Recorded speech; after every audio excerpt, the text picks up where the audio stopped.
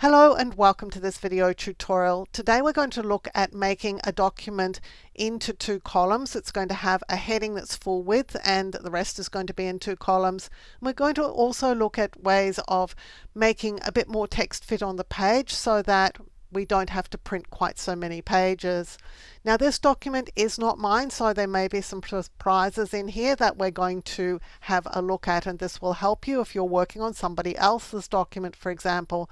Now I have my rulers visible. You go to View and then Ruler here to turn those rulers on and off. They're quite handy because they do allow us to change things through just dragging. What I'm going to do is I'm going to close up this space here a little bit by just moving that margin across. And I can do the same over here. I'm just going to hover over this point until the arrow has two ends on it and then just pull.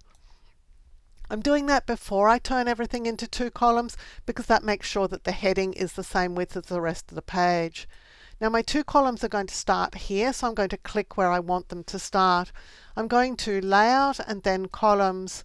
Now you might be tempted to click two, but don't do that. Come down here to More Columns, because here we can not only select two columns, but we can also select for it not to apply to the whole document, but just from this point forward.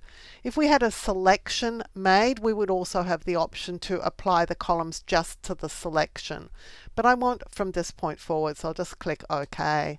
Now my document was 5 pages. It's already down to 4 pages. I'm seeing a few things here. One is that this heading here does not line up with this heading over here. So there's something pushing this title, this heading down. Let's go to the Home tab. Let's just click on this indicator here, the Show Hide indicator, and just make sure that there's not a paragraph mark in there. There's not, so what I'm thinking is it's in this style. You can see the style is selected here. We're on the Home tab, and when we click in this, we can see the style that's being applied. It's heading 1. I'm going to right click that and choose Modify. Again, I said this is not my document, and here's the problem. There is a before 24 points. So before any one of these heading 1 style paragraphs, there's 24 points of space, and that's causing this gap.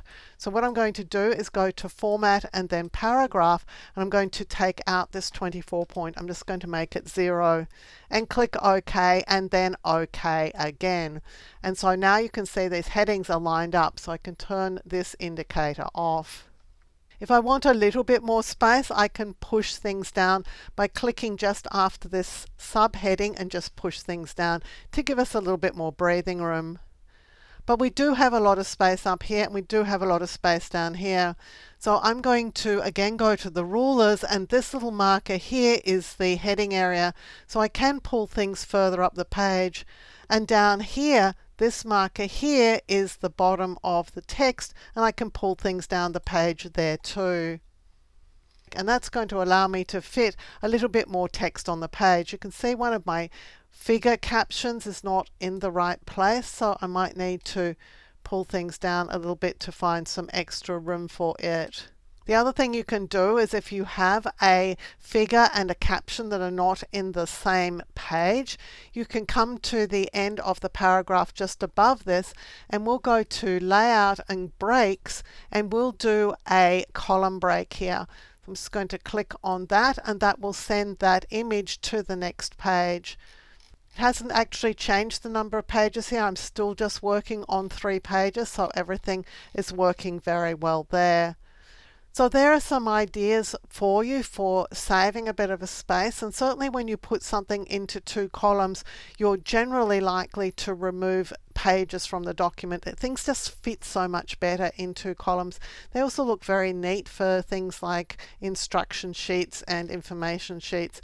But there are some of the techniques that I use to make sure that I can fit plenty of content on a page, thus minimizing the number of pages or sheets of paper that I'm putting through the printer. If you like carefully researched content like this, clearly presented in a step-by-step format so that you can get great results every time, then you'll love my other YouTube videos. So give this video a thumbs up and click to subscribe to the channel. And on the screen now, you'll see a video that I've handpicked for you to watch next.